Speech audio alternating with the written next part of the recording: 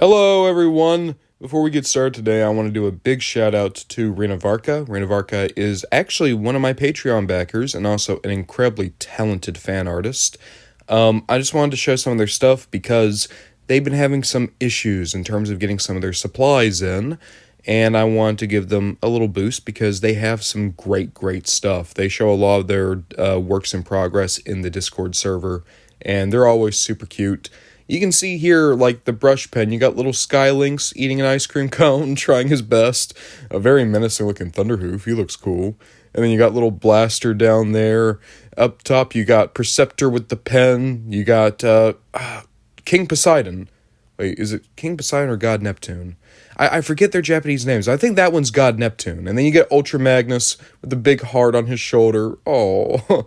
You have the contact information down below, the pricing, and I really do like this stuff.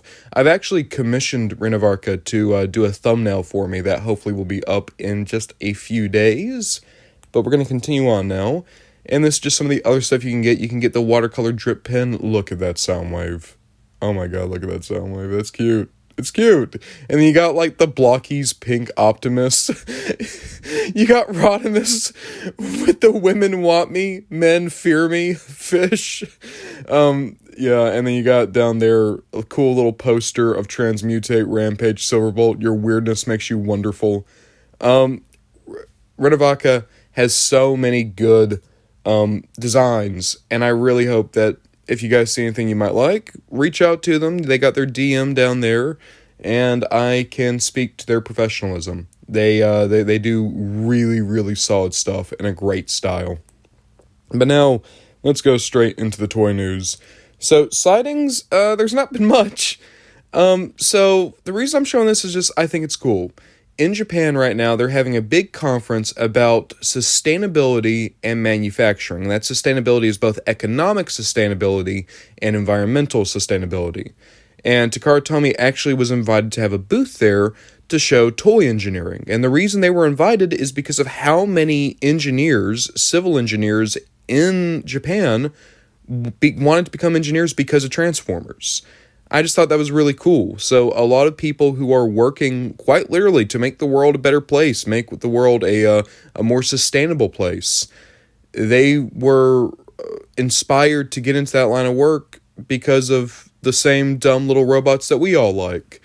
And I just thought that was really interesting. I also think it's cool, like the figures that they chose to display here. Granted, it's all modern stuff. But a cool spread of characters like Blackout, Movie 5 Primal, Beast Wars Megatron. You can see Leo Convoy in there, like Dead Center, Starscream, Magnus, Prime, B, Soundwave. I saw someone ask, like, why is Leo Convoy Dead Center? I don't think a lot of people realize this. Leo Convoy is still, like, incredibly popular in Japan. Like, he's popular over here, but in Japan, he like, pretty consistently does very well in popularity polls. Now, that's the reason why literally every time there's a Lion Transformer, it will get a Leo Convoy repaint. Because Leo Convoy is just in that, like, upper echelon of characters in Japan. Which, I see why. He's a great design. Cool character. But I just wanted to talk about this. There were no, like, store sightings this week. I just think this is really cool. And it is toy-related. Third party. We did get colored renders for Big Mac, but we still don't know what his face looks like. This is just the same thing we got last time, but now we can actually see, like, the body and the colors, and yeah, it looks like a good Fort Max. Here's my question is, why are they blocking out the ears? Like, I get why they're not showing the face, it's so that they can have another reveal down the line, but what's the ears? What are they hiding? What are you hiding, Big Mac? What are you hiding with your ears, man? I don't know what's going on, but that's third party, unfortunately. We got official reveals, only a few this week. So, Wild Kingdom, which, by the way, all the Wild Kingdom anime is out now, and I watched it. It was goofy. I liked it. It wasn't, the best thing ever, but it was fun.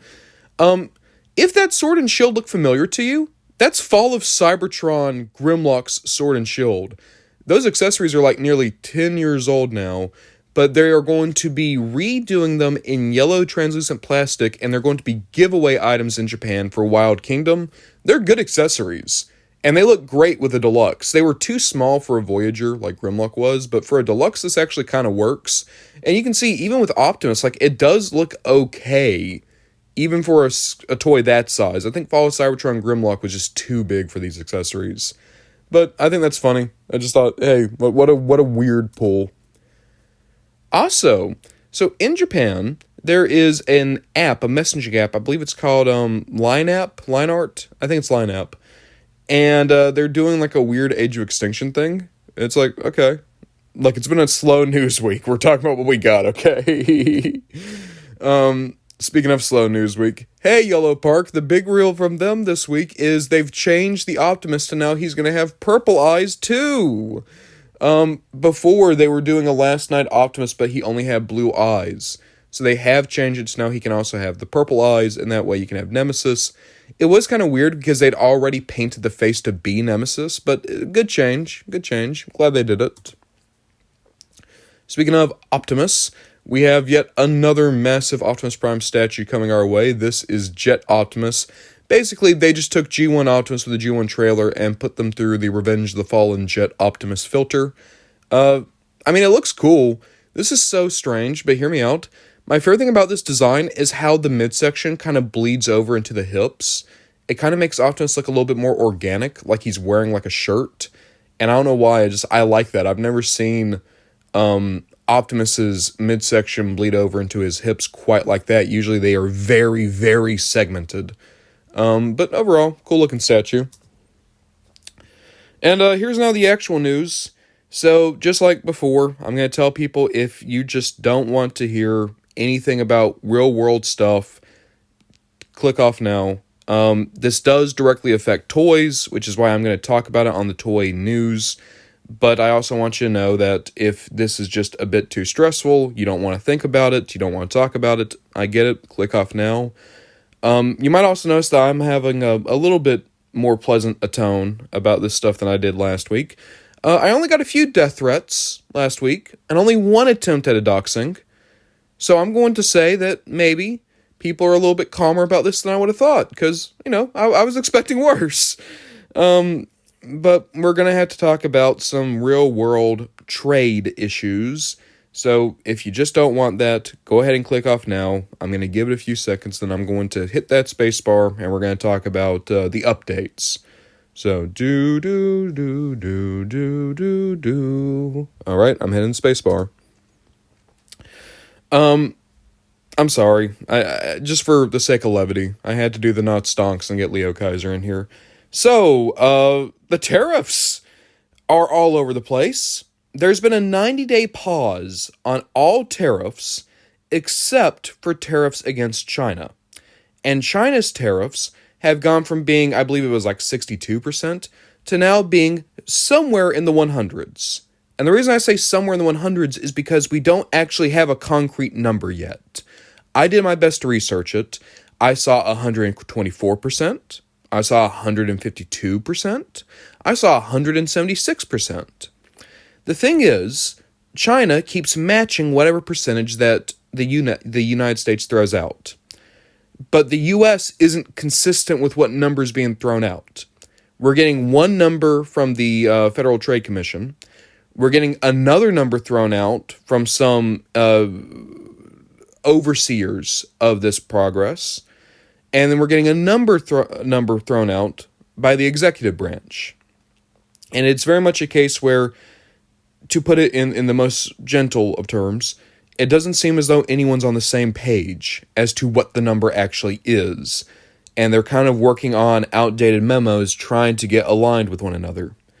It's also affecting trade right now because they hadn't updated any of the payment systems to actually include the tariffs.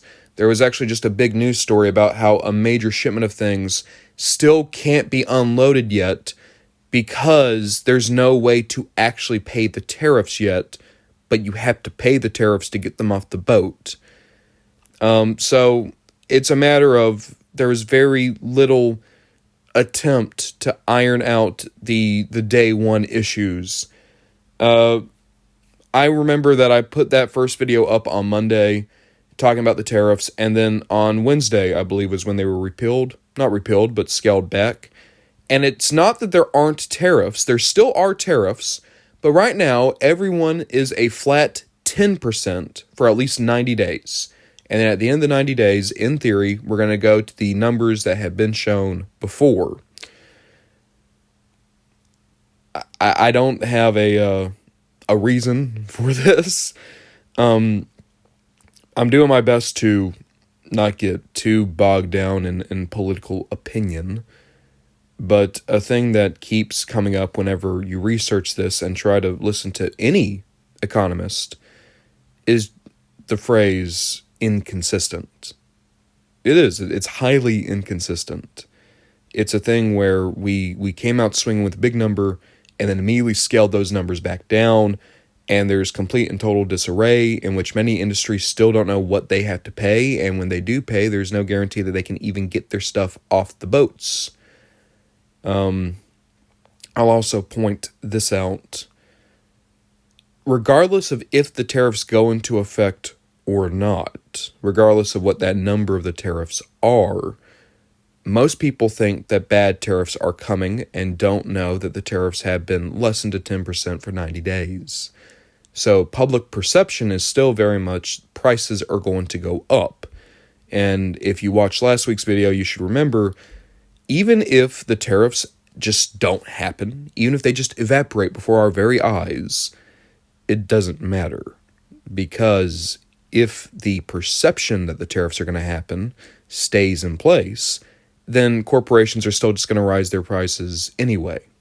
That's the reason why a lot of things that actually weren't hard to come by during the pandemic still raised their prices, because the perception was everything is raising your prices. When you're dealing with multi-billion-dollar companies, it's not a matter of trading in good faith. It's a matter of seeing how far they can push the needle. So, regardless of how this plays out, how this shakes out, toy prices are going up. I'm not trying to be cynical. That's just the realistic outcome. How much they're going to go up? Well, there's no telling. They might go up a couple of bucks. They might go up $10. They might go up $15. It might go up by a certain percentage. It all depends on if the tariffs go into effect, when they go into effect, and how high they are when they go into effect. Another thing to keep in mind is, even though Japan and South Korea only had to pay the 10% tariff right now, they're in an agreement with China in that they are going to continue supporting them, which means that potentially Japan and South Korea are also going to have those more lofty tariffs put onto them. And as a result, there's just a lot of uncertainty right now. So we're talking about it because it's toy news. Unfortunately, unlike usual toy news in which we get to look at a fun toy and I get to say, oh, well, I'm pretty comfortable about this or that, we don't know much about anything. I'm doing my best to understand it, and now I'm trying to convey it to you. And the reason I'm even bringing it up is because so many Transformers news sites refuse to talk about it still. TFW 2005 and many others refuse to even let people ask what's going on, and I think that it's outright deplorable that people are getting banned when they just want to understand what's going on. They're not going in there with a political bend. They're not going in there trying to say that this is good or bad or indifferent.